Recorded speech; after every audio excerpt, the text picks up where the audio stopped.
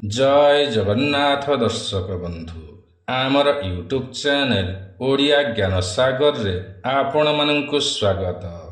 प्रिय दर्शक बंधु जदि आपणकर राशिटी कर्कट राशि होई थाए तेबे विश्वास करंतु आपण सारा दुनियार किछि खास लोकमानंक मध्यरु जणे अटंती।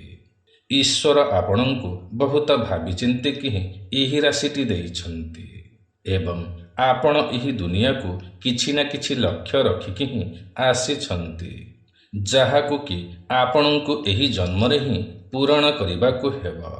भगवान श्री रामचंद्रंकर जातकरे मध्य एही कर्कट राशिटी होइथिला बोली उल्लेख रहिछि। तेबे आपण एहा बुझि नियंतु कि आपणंक ठारे श्री रामचंद्रंकर अनेक सारा गुण भरी रहिअछि। हाँ, एहा देखा जाइछि कि आपण आपणंकर गुणगारिमा को जानी पारि नाहंती, निज विषय रे संपूर्ण अज्ञ अटंती।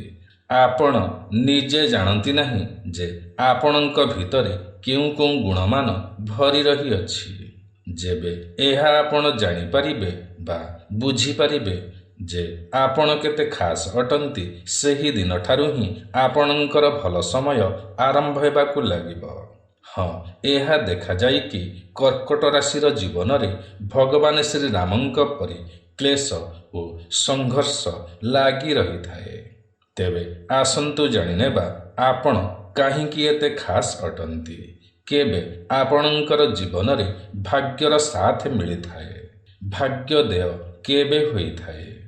प्रिय दर्शक बंधु कर्कट राशि व्यक्ति माने देखिबाकु चंद्रंक परि अत्यंत सुंदर होइथांती।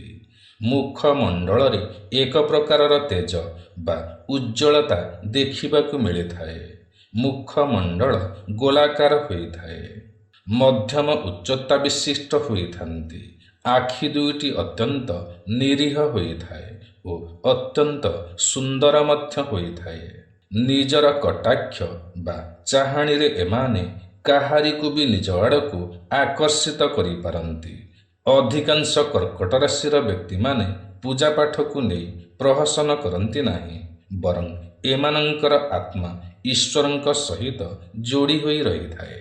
एमाने मंदिर को बहुत कम जाइथांती, किंतु भगवानंक प्रति एमानंकर अतुट विश्वास रही थाए। यही कारण पई ही एमाने जेबे भी विपदरे पड़िथांती सेतेबेले ईश्वरंकर सहयोग बा कृपा देखिबाकु मिलिथाए। कर्कट राशि एक जलतत्वर राशि अटे, जेउ कारण पई कर्कट राशिर व्यक्तिमानंक मध्यरे भावुकता अधिक रही थाए बा अधिक भावुक होइथांती। सामान्य कथा मध्य एमानंकर हृदय को आघात देइथाए एवं एहा धरि नियंती कि जहा भी खराब हेउछि दुनिया रे केवल मो सहित ही हेउछि। एथिपाई अधिकांश समय एमाने मनस्तापर रहिथांती, दुश्चिंतारे रहिथांती, मानसिक स्तर रे अधिक चापरे रहिथांती। भौतिक दृष्टिरु एमाने सेतेटा विचलित रुहंती नाही, किंतु मानसिक स्तर रे अधिकांश विचलित रुहंती, व्यस्त विव्रत चिंतित रुहंती। चंद्र जेतिकी जेतिकी बढ़ी बढ़ी जाती ओ क्षय होई होई जाती, ठीक सेतिकी सेतिकी ही एमानंकर भाव प्रवणता बढ़ी बढ़ी जाइथाए ओ कमी कमी जाइथाए। अधिकांश कर्कट राशिर व्यक्ति मानंकर पिलादिन संघर्षपूर्ण रही थाए। बहुत कम बयसरु ही एमानंकर मुंडरे दायित्वर बोझ लदी दिया जाई थाए, जेउ कारण पई एमानंकर पिलादिन सठिक भावरे बीती न थाए, सठिक भावरे अतिबाहित करि पारंती नाही। निज मातांक सहित बहुत ही जोड़ी होई रहिथांती। एमानंकर जेते जेते बयस बढ़ी चले सेते सेते एमानंकर आर्थिक स्थिति ओ मानसिक स्थिति रे उन्नति आसिबाकु लागि थाए। 35 रु 40 वर्ष बयस पर जीवन रे एमानंकर स्थिरता आसी जाई थाए। जीवनर मध्य भाग एमानंकर ठीक ठाक रही थाए, किंतु बार्धक्यता एमानंकर बहुत सुखमय होई थाए।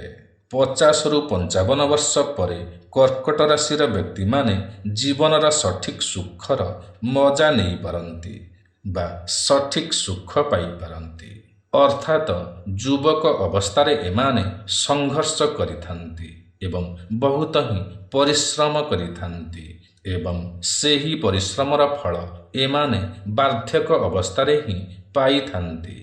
ବାର୍ଦ୍ଧକ୍ୟତା ଅଧିକାଂଶ କର୍କଟ ରାଶିର ବ୍ୟକ୍ତିମାନଙ୍କର ସୁଖମୟ ହୋଇଥାଏ, ପରିପୂର୍ଣ୍ଣ ରହିଥାଏ, ଧନର ଅଭାବ ରହିନଥାଏ।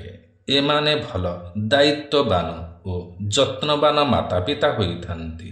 ନିଜର ସନ୍ତାନମାନଙ୍କ ପାଇଁ ନିଜର ପରିବାର ପ୍ରତି ବହୁତ ହିଁ ସମର୍ପିତ ହୋଇଥାନ୍ତି। ପରିବାରରେ ଯେତେ ବି ସଦସ୍ୟ ରୁହନ୍ତୁ ନା କାହିଁକି ଏମାନେ ସେମାନଙ୍କର ଭଲରେ ଦାୟିତ୍ୱ ନେଇପାରନ୍ତି ବା ଯତ୍ନ ନେଇପାରନ୍ତି। ସମସ୍ତଙ୍କୁ ଖୁସିରେ ରଖିବାକୁ ଚେଷ୍ଟା କରିଥାନ୍ତି। କିନ୍ତୁ ଏହା ବିଡ଼ମ୍ବନା ଯେ ଏମାନଙ୍କର ଯତ୍ନ ଓ ଦାୟିତ୍ୱ କେହି ବି ନିଅନ୍ତି ନାହିଁ। ଏମାନଙ୍କର ତ୍ୟାଗ, ଏମାନଙ୍କର ସମର୍ପଣ, ଏମାନଙ୍କର ଭାବପ୍ରବଣତାକୁ କେହି ବି ବୁଝିପାରନ୍ତି ନାହିଁ। ତଥାପି ମଧ୍ୟ ଏମାନେ ସାରା ଜୀବନ ନିଜର ଲୋକମାନଙ୍କ ପାଇଁ କିଛି ନା କିଛି କରିଥାନ୍ତି। ଯେତିକି ସଂଘର୍ଷ ଭଗବାନ ଶ୍ରୀରାମଚନ୍ଦ୍ରଙ୍କର ବୈବାହିକ ଜୀବନରେ ଦେଖିବାକୁ ମିଳିଅଛି, ସେତିକି ସଂଘର୍ଷ, ସେତିକି ଦୁଃଖ ଏମାନଙ୍କର ବୈବାହିକ ଜୀବନରେ ଦେଖିବାକୁ ମିଳିଥାଏ। ଏମାନଙ୍କର ଜୀବନ ସାଥୀ ଏମାନଙ୍କ ଉପରେ ସେତିକି ବୋଝ ଲଦି ଦେଇଥାନ୍ତି। ଏମାନେ ନିଜକୁ ସମର୍ପିତ କରିଦିଅନ୍ତି, ସମର୍ପିତ ହୋଇଯାଆନ୍ତି। ତଥାପି ମଧ୍ୟ ଏମାନଙ୍କୁ ସେତିକି ସ୍ନେହ, ପ୍ରେମ ଓ ସମ୍ମାନ ମିଳିନଥାଏ। ବୈବାହିକ ଜୀବନରେ ଖିଟପିଟ ଲାଗି ରହିଥାଏ। ଯାହା ଯେତିକି ଆଶା ରଖିଥାନ୍ତି ତାହା ବା ସେତିକି ଏମାନଙ୍କୁ ମିଳିନଥାଏ। ଏମାନଙ୍କର ସଂଘର୍ଷ ବିବାହ ପରେ ମଧ୍ୟ ଲାଗି ରହିଥାଏ। ନିଜର ଏକ ଘର କିଣିବାକୁ କିମ୍ବା ନିର୍ମାଣ କରିବାକୁ ଇଚ୍ଛା ରଖିଥାନ୍ତି। ଭଲ ଜମିଟିଏ କିଣିବାକୁ ଇଚ୍ଛା ରଖିଥାନ୍ତି ଏବଂ ଏହା ଏମାନଙ୍କର ଜୀବନରେ ହିଁ ମିଳିଥାଏ।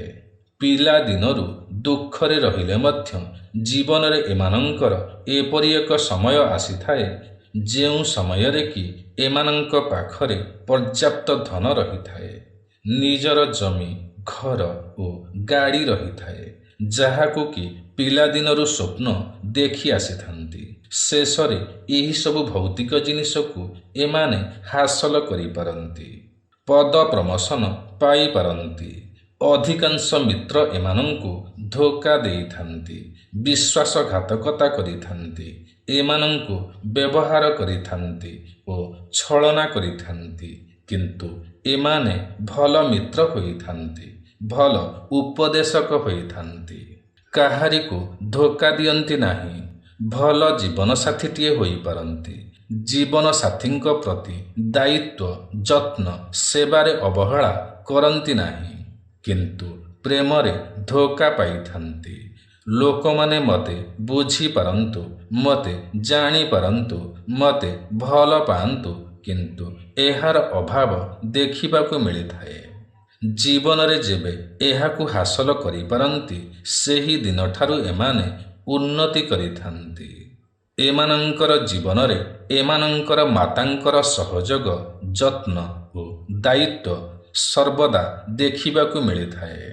ଜୀବନର ମୋଡ଼ ସର୍ବଦା ଦେଖିବାକୁ ମିଳିଥାଏ ଏବଂ ସେହି ମୋଡ଼କୁ ଆପଣାଇ ନେଲେ ହିଁ, ଅର୍ଥାତ ଜୀବନର ମୋଡ଼ ଅନୁସାରେ ନିଜକୁ ଖାପ ଖୁଆଇ ପାରିଲେ ହିଁ ଜୀବନର ସଠିକ୍ ଆନନ୍ଦ ନେଇପାରିବେ। ସେତିକି ହିଁ ଉନ୍ନତି କରିପାରିବେ, ସ୍ଥାୟୀ ହୋଇପାରିବେ।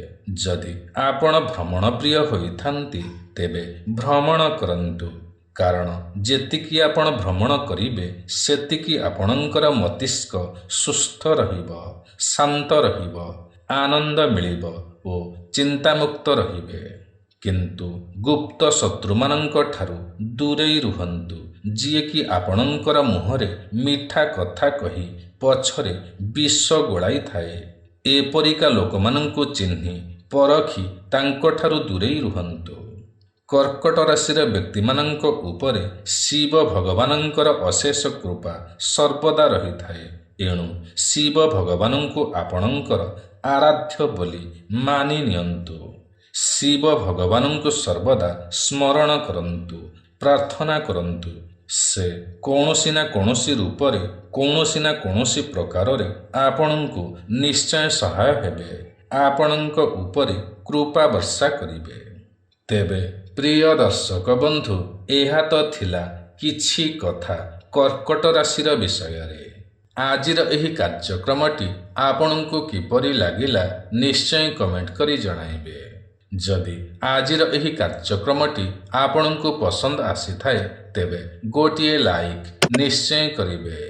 ଯଦି ଆପଣ ଆମର ଏହି ୟୁଟ୍ୟୁବ୍ ଚ୍ୟାନେଲ ଓଡ଼ିଆ ଜ୍ଞାନସାଗରରେ ନୂଆ ଅଟନ୍ତି ଏବଂ ଏଯାଏଁ ସବସ୍କ୍ରାଇବ୍ କରିନାହାନ୍ତି ତ ତୁରନ୍ତ ସବସ୍କ୍ରାଇବ୍ କରିନିଅନ୍ତୁ, କାରଣ ଆମର ଏହି ୟୁଟ୍ୟୁବ୍ ଚ୍ୟାନେଲରେ ଏହିପରି ଅନେକ ଭଲ ଭଲ ଭିଡ଼ିଓମାନ ସର୍ବଦା ଅପଲୋଡ଼ କରାଯାଇଥାଏ, ଯାହାକି ଆପଣଙ୍କର ଜ୍ଞାନର ସୀମାକୁ ବଢ଼ାଇଥାଏ। ତେବେ ଆଜି ପାଇଁ ଏତିକି। ପୁଣି ଦେଖାହେବ ଆସନ୍ତା ନୂଆ ଏକ କାର୍ଯ୍ୟକ୍ରମରେ। ସେ ପର୍ଯ୍ୟନ୍ତ ଆମକୁ ବିଦାୟ ଦିଅନ୍ତୁ।